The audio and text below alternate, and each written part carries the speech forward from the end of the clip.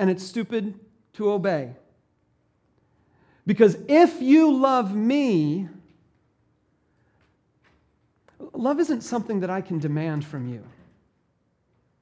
I can't say, this is what it means to love me, you do it.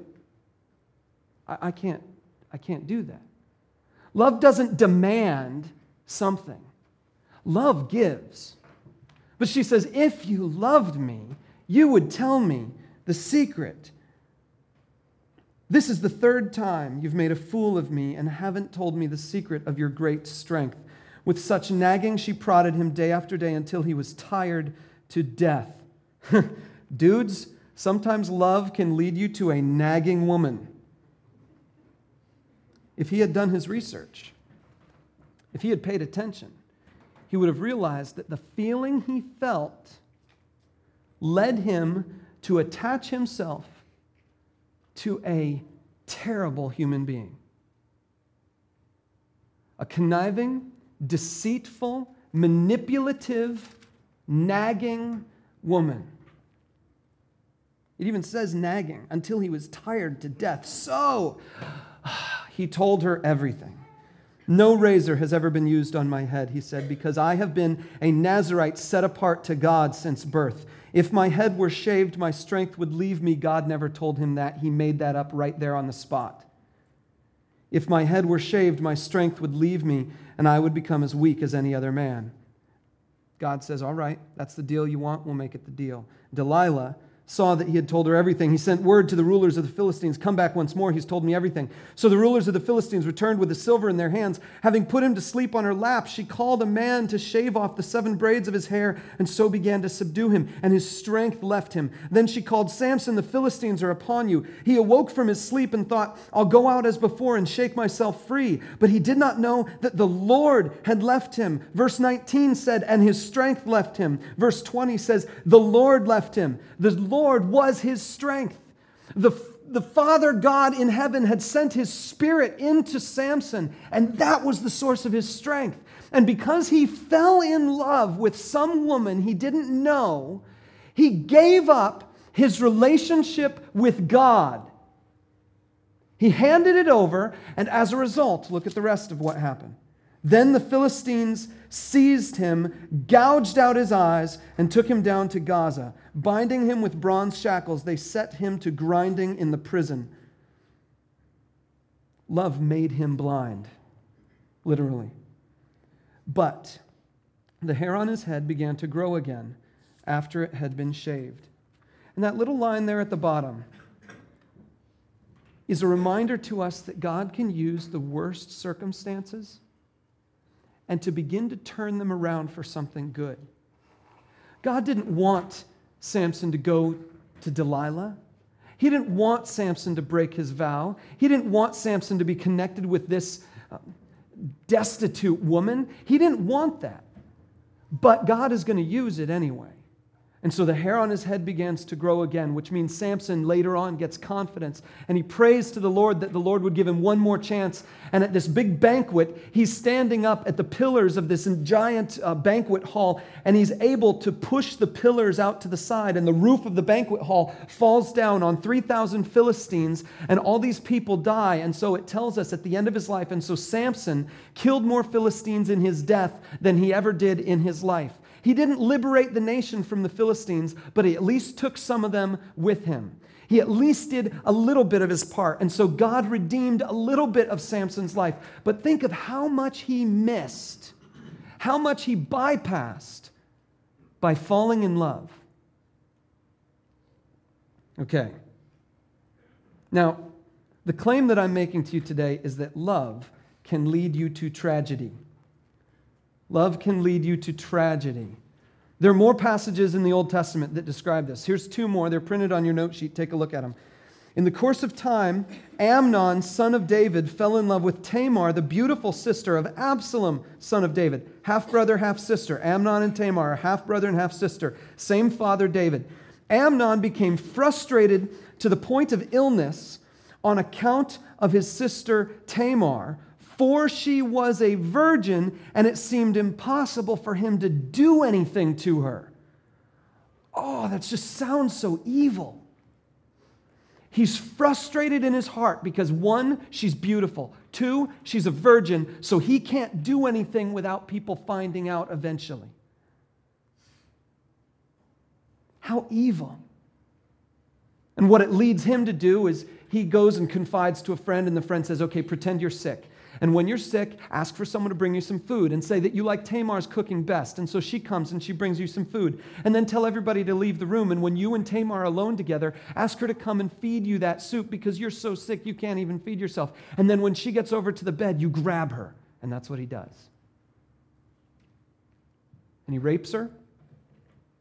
And he ends up getting killed for it. And Tamar ends up living as an old maid for the rest of her life.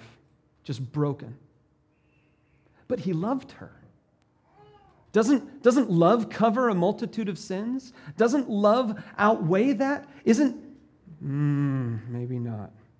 1 Kings, look at this next one. King Solomon, however, loved, there it is again, loved many foreign women besides Pharaoh's daughter, Moabites, Ammonites, Edomites, Sidonians, Hittites. They were from nations about which the Lord had told the Israelites, you must not intermarry with them, because they will surely turn your hearts after their gods. Nevertheless, Solomon held fast to them in love. He had 700 wives of royal birth and 300 concubines, and his wives led him astray. I'm going to make a claim that with 1,000 women, Solomon didn't know them very well. I just know, it's just an assumption of mine. It's assumption that he hasn't had long conversations with these women. I doubt he knows their middle name. I doubt he knows their first name. I doubt he knows anything about them except for their measurements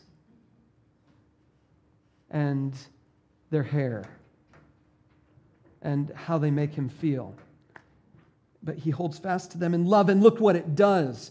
His wives led him astray. They lead him to worship foreign gods and idols and that kind of stuff. Here's the deal. Love can lead to tragedy. Don't believe me? Ask Romeo and Juliet. Oh yeah, that's right. You can't because they're dead.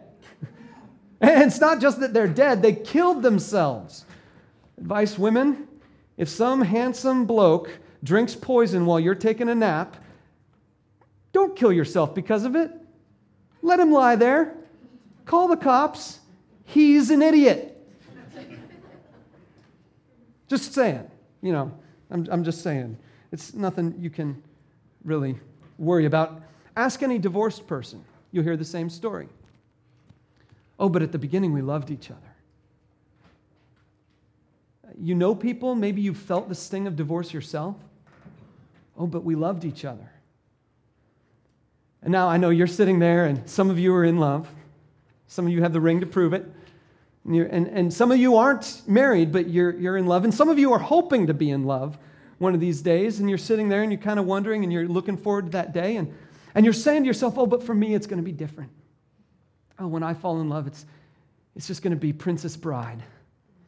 It's just going to be, in all the world, there's only been 5 great kisses, and all 5 of them are going to be surpassed by me and the one that I find. You know, you're going to think that love for you is completely different, and it's always going to last. Well, yeah, everybody feels that way.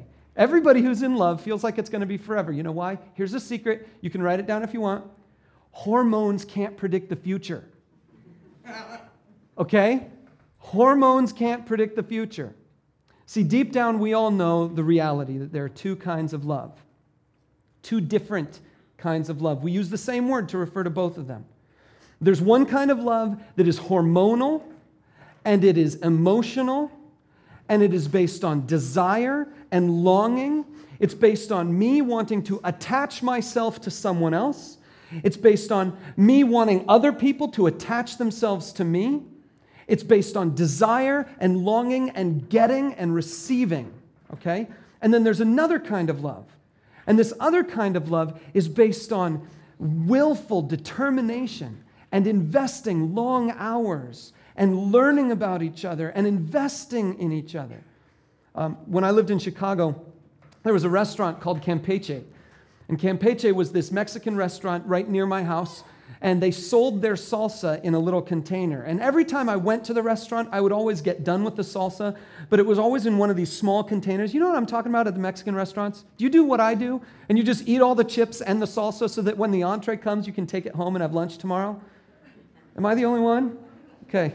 So anyway, you only get this small amount of salsa there. And so I decided one day I was just going to buy some. So I was out there, and they told me they sold it. And I said, sure, I'll buy some. So I got one of these jugs, like that big. It was out of styrofoam. I mean, it wasn't a real expensive jug, but it had a lot of salsa in it. It was like that high, that big around, something like that. And I got home, and I took my first bite, and it was so spicy. I mean, it was hot. And I like spicy food, but the first bite, I thought, man, I don't know if I can keep going. But I did. So I took another bite, and I took a third bite, and pretty soon, I was hooked. I ate like half of that salsa. I creamed a bag of Tostitos chips or whatever they were, just totally wiped it out. It was all gone, and I'm like, oh, my mouth is on fire. I'm in pain, and I'm thinking, I have to have more because I loved it so much. I didn't care how much it hurt. I loved it. It tasted so awesome, and it was making me want more.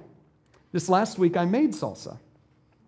I took tomatoes that someone had given to me. I had a whole ton of them, and so I took them, and I bought a jalapeno and 2 jalapenos and Anaheim pepper, and I chopped them all up, put them in a blender, and I was going to cook it down and make a cooked salsa. And so I put it in the pot, and I cooked it down, and every hour, I'm back there, and I'm stirring it, and it's simmering, and the smells are billowing into the house, and it's beginning to turn this bright red color and then a deeper, darker red. And for 4 hours, I'm nursing it and nursing it and tasting it and adding some salt and some spices. And the more I spend time on it, the more I love it. And so it's done, and I pour it into a jar, and it cools a little bit, and I try some. It's all right. It's pretty good. It's the best salsa I've ever made. It's nothing like Campeche's. It's not nearly as hot. It's not nearly as flavorful, but it's good stuff. But you know what? I love it because I invested so much in it. We know there are 2 kinds of love. When you're a second grader and you're sitting there at the cafeteria and you open up your lunch and you see that your mom has given you pizza, you're like, oh, pizza! I love pizza! And that jerk at the table next to you leans over and he's like, if you love it so much, why don't you? Marry it. Right. We all know this one. Fast forward a few years. You're in high school. You're sitting at the table. And she walks in the room. She's the captain of the cheerleading squad. You know she's going to be homecoming queen. You voted like 8 times for her. Or maybe you're a girl and you see the captain of the football team come in, and he's beefy and manly, and he's got that low resonant voice, and he doesn't do so great